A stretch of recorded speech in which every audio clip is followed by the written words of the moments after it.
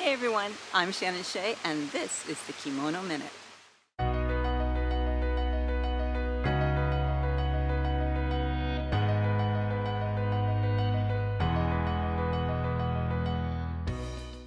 Have you ever wanted to get something done in a kimono, but hello sleeves, even ones as short as this? The answer to your problem is Tasuki. Tasuki is a way of tying up your sleeves to get them out of the way for any work you might be doing. And here's how it's done.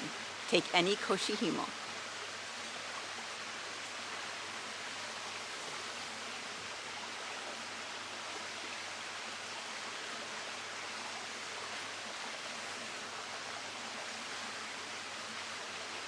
And tie. Now, those kimono sleeves won't get in the way the next time you have chores to do.